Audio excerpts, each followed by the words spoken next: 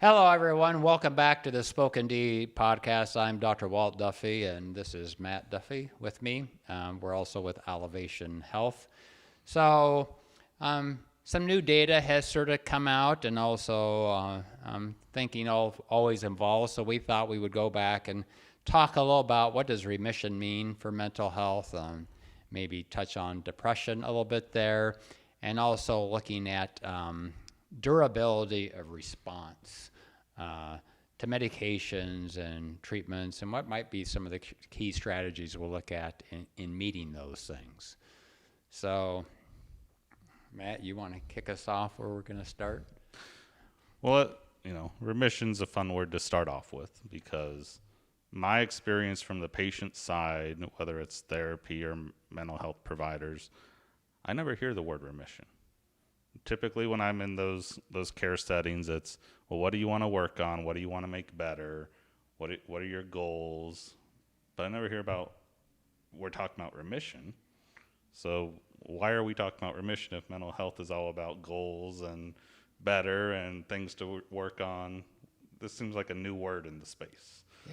Yeah, this reminds me, and it's all about your perspective, sort of like when you put the blindfold on, where you touch the elephant, what you think it is. So I remember back when I used to work inpatient, you'd have the outpatient patients, like let's take somebody with ADHD who's very hyperactive as a young child, right? And you get them in the outpatient world, and you have people rate them, like teachers and parents, and even within the setting, the clinician themselves. And somebody who's like running around the office, flipping over things, can't sit still in school, they're seen as, really hyperactive, right? Mm-hmm. Well, you get that same type of patient, but with some more exacerbated symptoms on an inpatient setting. Well, their perspective, like the nurses in the inpatient setting, are very different because all they see all day is kids of a pretty high severity, right? Yeah. So as long as they're not knocking into people and causing a lot of trouble, well, they're really pretty mild because they're ready for discharge. So they're not seen as severe in that setting. So it all depends on sort of the experience of the clinician, what the bandwidth is of the breadth of the patients you have in your practice, and all that. So I think we tend to see a lot of treatment-resistant folks, and the people who continue to follow up, continue to have some symptoms. But the majority of folks with depression, psychiatric diagnoses have issues. They might be up and down in severity, and they can go away at times, right? Mm-hmm. It's like your diabetes. Your hemoglobin A1C goes down below 5. I mean, you're not having the symptoms of diabetes. It's well controlled. Now you're doing some diet, exercise. You're probably on some medicines. But then you get the flu. You get an infection. I mean, you're still doing all those same things. But the infection hits, and your blood sugar shoots way up, right? Mm-hmm. So, and that's sort of the same thing that happens with depression. It can be sort of sitting there and doing fine. All of a sudden, you might have an external trigger, or it just might be the pathway of the way your depression works, that you have another episode. Now, some people are very, very lucky. They get an episode of depression, they get treatment, whether it's therapy, they get a medicine, the therapy either works and or the first medication they ever take or the combination, and they never have an episode again. Mm-hmm. We call those the chosen few. I think we used to think it used to be that there were a lot more of them. Yeah. So this might be a longer episode, so we'll just dip our toe in it today. But it's going to lead in, I think, to a lot of what we're talking about in remission. But you started off by saying this situation, people are going to consider it severe. This situation, it's not severe. So Correct. Experience in what you've seen in this across the spectrum of a disorder matters, right? Yes. Your personal experience for benchmarking. And how much training you've had, yes. So why is it not all in the training of this is severe, this is not severe, this is the metric used to determine severity? Because I think in other specialties they have a, if something, if you look at the x-ray and the x-ray says the bone looks like this, well, that's a severe break. And if the bone looks like this, well, that's a mild fracture, or this is a stress line fracture, or is it experience required more in mental health than other specialties to determine? Well, as of now, because we would like it not to be this way, but we still have a lot of subjectivity in mental health, right? So you have the patient subjectivity. They come in after they know you a while. They often want to present well. We know it's very common if somebody who's really depressed, they put on their game face out in the social world, out in the work world. They might let it down, when they get home. But, you have to realize when they come in for treatment, you have to help them take the game face off. They have that sort of guard, or it's just built in. They just naturally do it. So you have to help them take that off. And even after you've known somebody a long while, they can come in and say, I'm really doing well. And I look at them, no, you're not doing well. Well, if you don't ask further questions, right, you don't know that. And then you're also only as good as the treatment arsenal that you have access to. And by that, I mean, if everything is medication and therapy, and that's the only things in your tool belt that you're willing to offer, that to offer, then that person coming to you for treatment is really at a disadvantage. Yeah. I had several patients this week, actually. So we do a lot of transcranial magnetic stimulation. We do a lot of ketamine, FDA off-label for depression. We do a lot of research studies. So we know that if patients are not doing fully well, there's other treatments that can augment or help them out. But it's very common for me to have a patient on self-referral or referral, or where they've never been offered these. They've never known. They've had to go research out what else can I do for depression on the internet. And that's where they find out about these treatments. And that's really sad. Transcranial magnetic stimulation, TMS, has been FDA approved since 2008. So, we're 16 years past that time? And even in a lot of medical schools, there's very little exposure to what we call interventional psychiatry. You can take an elective. You might be going to one of the big medical schools where they do a lot of those types of things, ECT, TMS, ketamine and those types of things, vagal nerve stimulation. But a lot of places, they might not even have it. Yeah. And we've done podcasts on TMS and those things. So yes. Not to turn this podcast into those specific, but if you want to know more, go find those.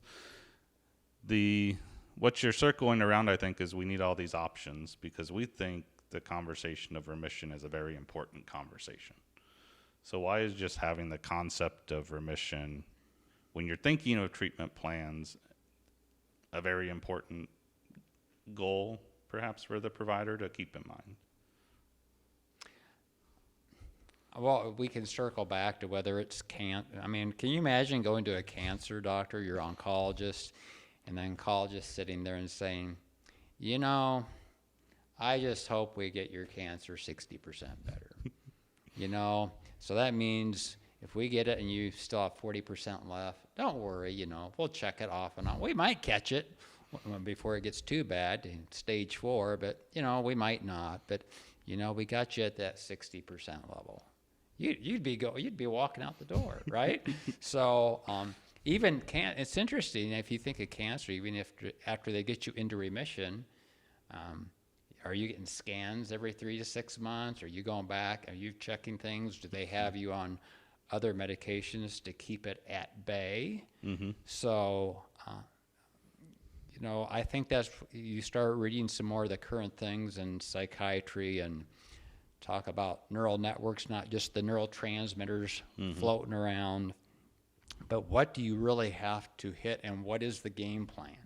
So in my mind, and this is why we're always looking for things that are new strategies, because all of our patients don't get into remission, or they get into remission, but they come back out of remission. So I think as we go forward in psychiatry, a large group of our patient population are those chronic, whether it's difficult to treat or just treatment resistant. I don't know if it's really treatment resistant. You don't call it treatment resistant diabetes, right? Yeah. It's just the nature of the course. It doesn't get cured. It gets treated. How can you keep them as functional as possible ongoing? And so it's important to teach folks that that's why you don't come off your treatment, right? Because it's a high likelihood of it bouncing back on you if you come off whatever treatment plan, or if you're not monitoring, so you get back into those interventional strategies pretty quickly. Yeah. So one thing I've wondered about from the physician experience is, you mentioned the cancer example, right? What would happen if your doctor said, oh, we're only going to partially get rid of your cancer? Correct. Right? But from the patient side, I assume I haven't had cancer or been in those, but I assume if a patient goes in and says, I have cancer, they expect the cancer to go away. Yeah. That's their expectation. That's their hope, right? yes. Yes. In mental health, do many patients come in and say, I expect my depression to go away? Or do they say, I have this part of my life that is bad and I want to address that part of my life? Where their goal isn't necessarily remission. Their goal is, I want this specific thing fixed and then I want to maintain it. And if that's correct, does that make it difficult as a physician to say your goal should be more than what we're talking about? I think it goes back to sort of what you were talking about before. Like if you have a break in the bone, we have a good endpoint, right? You know, we can tell on the x-ray at the end that your bone is healed, and when you're walking on it, you're not having pain. So there's not just the subjective component. You know, oh, well, doc, my leg feels fine, so why can't I start doing, squats and lifting with 250 pounds again? Well, let's take a look. But we don't have those specific images. So I think when people come in, it's sort of like taking an antibiotic, right? You get strep infection. You start feeling better. How many people do not finish out their 10-day course of antibiotics or whatever? So the end point, I think, in a lot of people's patients' minds is, once I'm feeling better, that means I'm in remission. Well, that's not the whole story, right? So if you don't talk about that and follow people going forward, then that's what a lot of folks would think is remission. So then in that, because I feel like I've heard this before from providers, or maybe it's patient complaints when these conversations happen. But is it difficult to extend the conversation beyond the initial goal? Because there's a fear of the patient feedback being, why are you finding new things wrong with me? When I came in, I just had an issue with work. Now you're telling me I have an issue over here, and I've got problems I didn't know I had before I came in. Well, I think it just depends. I mean, that can happen, but it's more what you're talking about. I mean, remission is not a point in time. Okay? So you come in, say you're the patient, right? You were very depressed 2 months ago. And you've been getting better. Your scores on rating scales are getting better. You're sleeping better. You are back enjoying your activities. So you come in, let's say you come in today and you say, everything's great. Family's great, job's great, I'm sleeping well, I got good energy, I'm back out doing things with my friends, so I think we hit it. Well, we've hit it for the last week. Remission, are we there 2 months from now? Yeah. And then what happens in 6 months or a year? Because we know, and we can talk about this, but based on data, there's a lot of people who do not stay in remission. Mm-hmm. So you have to be able to broaden that horizon, not necessarily hit holes and what's all not going well, because you need that positive mindset. I think we all know this. So you want that positive mindset and to build on that. So to build on people's strengths, but it's also what do we need to sort of watch out for. Yeah. The other one I think I see happen in the clinic we work in is going back to the first thing you talked about, which is what's your experience, right? And if someone's been struggling for a long time, their great is compared to their most recent memory of what great is. But they've never been great at 35, right? Right. So do they even know what great means for them? It's just, well, I'm better than my experience has been, so I must be at my max potential. Because that's what we talk about a lot, right? Is, are you at your maximum potential for what you could be? But your experience is, well, I must be at max because I'm better than I've ever been before. But that's different than on the range of what you could be. Yeah, it's really interesting. We do a lot of teaching because we have a lot of students and new providers that come in. And, as I said, like with age, I like to say maturity, sometimes wisdom comes. You get very lucky as you get older in that if you've been in doing a lot of clinical work,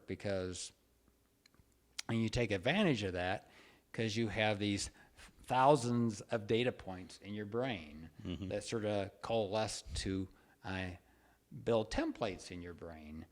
And if you're able to apply that to the current person you're seeing in front of you as you get to know them and, sort of merge those things together, it's sort of like pattern recognition. So, and that can be very helpful. However, it's also, you put bias into it, right? Because those are the templates you have built. And if you're not constantly adding to those templates with new knowledge in the field, how things are looking at, and the field, I don't care what field it is, but I think often in psychiatry it's even slower.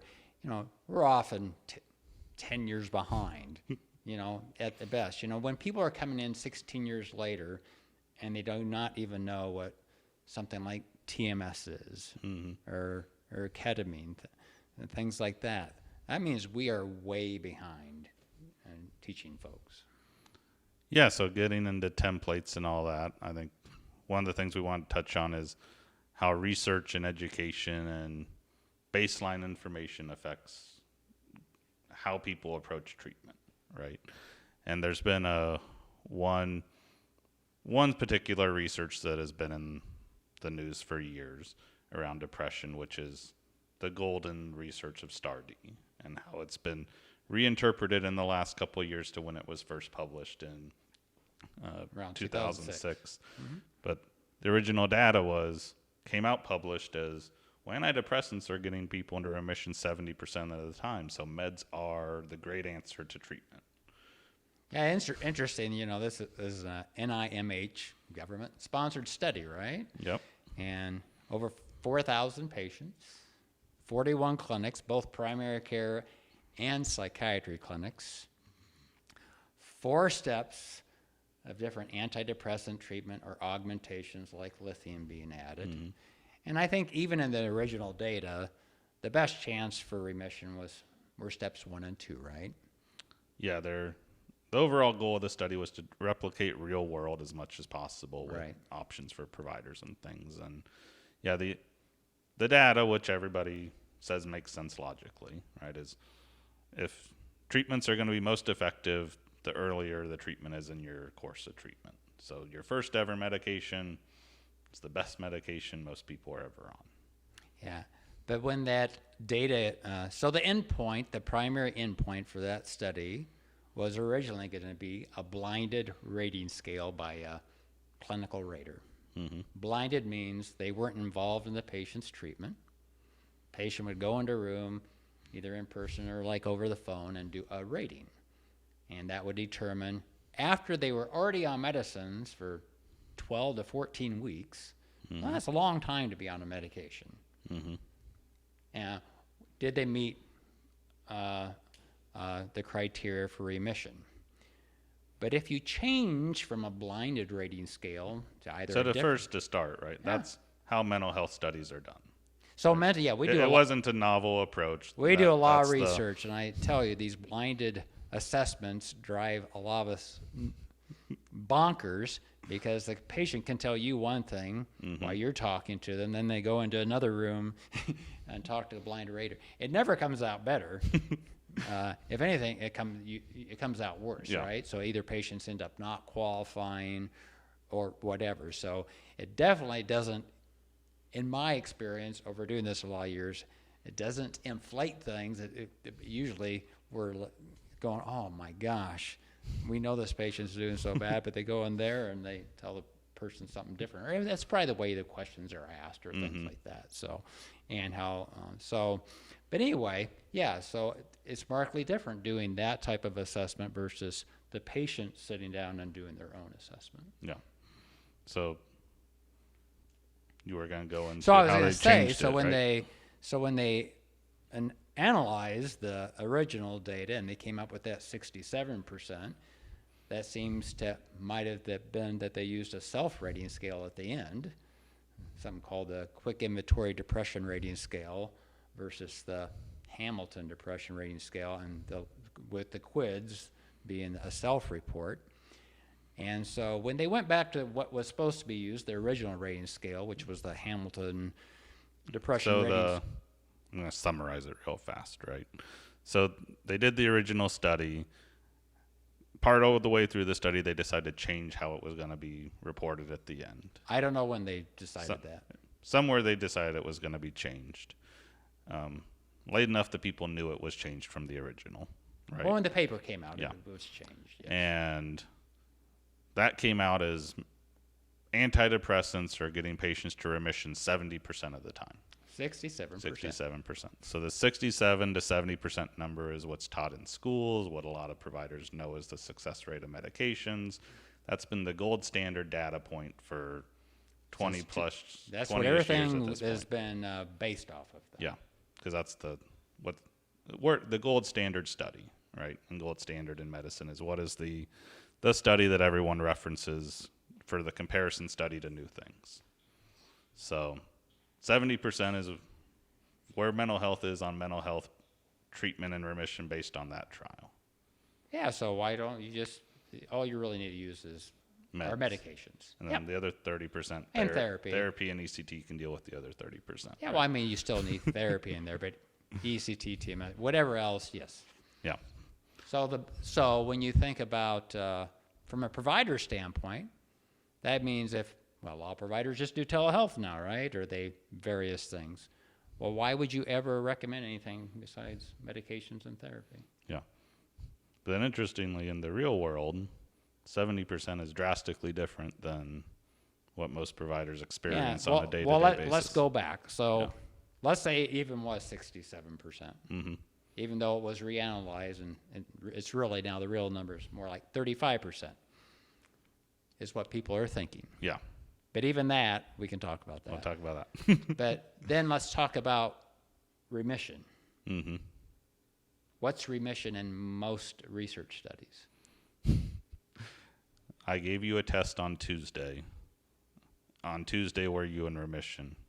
Well, on Tuesday, looking back over the last week or two, where you mean But you're remission. reliant on patients thinking, accurately applying timelines, right? Correct. So, but yes, it's not necessarily based on 2 months. Yeah. 3 For the months, majority of months, yes. the last 6 months, have you been doing well? It's Right. a very small snippet of your life are we measuring in research, Correct. which again is how all research is done Right. now. Yeah. So, but clinically, we're not necessarily saying, are you in remission at today, and now we're considering you in remission. I can't put you at remission Right. clinically. You wouldn't meet remission just for being in remission today. Yeah. About remission. So we talked about in research. So what does that look like? What do I consider clinically to be in remission, right? Yeah. So, well, there's two. Let's take two different case scenarios. So one is somebody who comes in to see me who has never been to see anybody. They just started feeling depressed in the past few months. This is their first episode. Does not have a lot of family history of depression, like nobody in their family's committed suicide. There might have been an aunt who had depression for a short period of time, but no loaded family history. Their life has really been going well. They just happen to have some significant stressors here in the last year, and they've been feeling more and more down. So if I can get that person, and they respond to the first, I give them an antidepressant, get them in therapy to talk about their stressors that they've been dealing with, and within 2 months, they are back, feeling good. What does feeling good mean? That means their interests are back. They have good energy. They're sleeping well. One of the last things to get better when you're depressed for a lot of folks is concentration. People talk about brain fog by neurocognition. So they're getting all their tasks done at home, at work. They feel on point. They're getting good reports from their supervisors. They don't feel guilty, worthless about anything, no hopeless feelings, of course, no suicidal thoughts. So all those things are back online. Mm-hmm. And they've stayed online for me for at least 3 months. Okay. Now when you come in to talk to me, I'm going to say, you're coming in, you're staying on the medicine for 12 months because I know there's a high risk of relapse, even if I get you into remission. So 3 months that you're doing well, all those things are perfect, right? Mm-hmm. Even if a new stressor comes up, because I'm going to tell you when you come in and you're feeling better, well, you say, hey, no more stressors, I'm feeling great. Well, that's the problem. There's no stressors. So what happens when you get a stressor? That's one of the true tests, right? Mm-hmm. And then really, are you one of the lucky ones who it doesn't come back again, or at least not for a long time? So I need to see all that. One, are you in remission, and are you going to stay in remission? Mm-hmm. You have the folks who get strep throat. Just talk about kids, or they get the ear infection, and they get treated, they're fine. They respond to the first antibiotic, right? And then maybe a year or two later, they get another one. Mm-hmm. They respond to the first antibiotic, and then they never have another one. But then you have the kids. They either get strep throat or they get the ear infection, and you know what? They get it, you treat it, okay, goes away the first time. Second time, treat it. Oh, it doesn't go away with their first antibiotic. Oh, now you're on the second antibiotic, but it goes away. Mm-hmm. Oh, now they get it sooner. Now they got the third one. So what do they do with repeated tonsillitis? We just take them out. Take them out. What do you get with repeated ear infections as a kid? You put the tubes in. They put the tubes in. So they go something past giving you repeated antibiotics, because what do repeated antibiotics do? Decrease deficiency. And resistance, right? Yeah, you make resistance. So no difference, folks. So with depression, really no difference. You're just looking at something that for some folks, they are lucky and it just never comes back again. Mm-hmm. But there are a lot more folks who it repeatedly comes back, or it goes on a slow burn. So this is very common. This happens with ear infections too. Just this chronic, low grade. They just don't feel good. They just have it. It's just always there. They get fluid behind their ears, and that can happen with depression too. I'm feeling a lot better, but my energy is not just quite like it used to be. I'm a little bit slow. I just can't think as well. Mm-hmm. My life overall is going pretty darn well, Doc. I'm just got to tell you, 90% is going well. Well, that's a problem. Mm-hmm. So I know you're feeling really well, but we got a problem here. You have some of those symptoms, and in fact, an old study looked at if people had any symptoms left of depression. Mm-hmm. They had 2/3 more chance of that becoming full blown than those folks who you got it completely away. Well, that's back to your example of, what if I just left a pinky fingernail of cancer in your body? Yeah. I got all of it out except for this little, well, what's that cancer cell Yeah. going to do? So that's why we follow people long term, okay? And that's what you feel like when you're feeling good. So then people come in, and so what does it mean to be in remission? Does that mean that you come in and you say, I had a great day today. Things are great. Man, I got a kudos at work. You know, everything's going well. My daughter made the volleyball team. It's a good day, Doc. And, you know, that's not remission, right? No, I think one that we talk about a lot is patients want it to be an opposite, right? If I'm depressed, then remission means happy.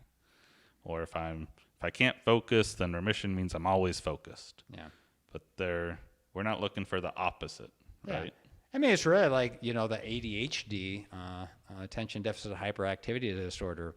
You know, the kids often, and even as adults, you have symptoms. You haven't cured it, but the school's not calling. Mm-hmm. Yeah, teachers are not saying, "Hey, Johnny's running all around the room, bugging the kid next to him." We're not looking for the kid to never run again. Yeah, right. Yeah. So, but they're doing much better and they're functional. So, so what are some of the first signs you look for as a you know, you're the person with depression as experience. What do you first look for? You know, well, some of the stuff you first look for are what others are seeing in you. You know, Jane, what's happened, hon? You're not, you just don't seem quite yourself. You know, if you hear that once, you know, that's one thing, but you heard it from your fiance, your spouse, but then now your friends are also saying, you know, what's going on? Yeah. You know, or I just don't want, you know, you're somebody who's pretty extroverted, and all of a sudden you just don't want to, you know, I'm just not interested in like going out like I want to, you know, or you know, I just don't feel like playing golf as much, or whatever it is. It's these little things that start sneaking in that your mind can just say, well, that's really no big deal because I'm still going to work. Yeah.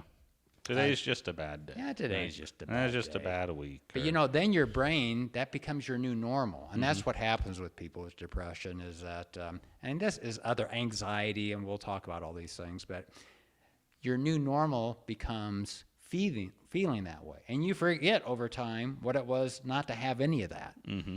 And I think part of it is you just sort of rationalize it away, right? So, but those are some of the things that start to creep in. And if you don't notice them soon enough, all of a sudden, you know, the tsunami starts happening. All those symptoms start coming back. And it's harder to get you back to where you were when that happens. Yeah. So why do people rationalize it away? Yeah, that's good. But we're going to talk about that at a different time. We'll come back to that. That's good. But I think that the goal, what we want to impart with people is that whatever it is, anxiety, depression, bipolar disorder, you know, getting into remission is great. You know, being able to stay there is not for everyone. You know, and by that I mean most people that doesn't happen, and we're seeing that in the data. So, how can we get durability where we're having you function the best you can over time? So even if you get dips, we can get you back. Mm-hmm. Because, you know, the thing is probably to expect some dips along the way. Yeah. So, and what does that look like? And even some research designs are maybe going to be changing to look at that. Yeah. You know, one of the things people asked us to talk about is when you're on your way to remission, what are you looking for? Right. So I have a story that you told me once that might be our closeout to think on. And it was a patient that we had in clinic. Right. And one day they came in with their spouse, and the patient was saying, not doing any better. Life isn't changing. Meds aren't working. And their spouse looked at them and said, are you kidding? You fed the dog today. And why is feeding the dog? You know, to the spouse, it was monumental. You got out of bed. You saw something need to be done. You had motivation to do it. There's all these things that go into feeding the dog. But for patients, but that's just something everybody else does. That's no big deal. But so you should look for feeding the dog, maybe on your way to recovery. Yes, that's very important, actually. yeah, that we can get into my very important concept of stinking thinking. So, So I love that little phrase, so stinking thinking is come back next time to find out what that means. especially because I had trouble with S's and T's when I was in kindergarten. So, so thank you all. You have a great day. And this is Dr. D and Matt saying goodbye.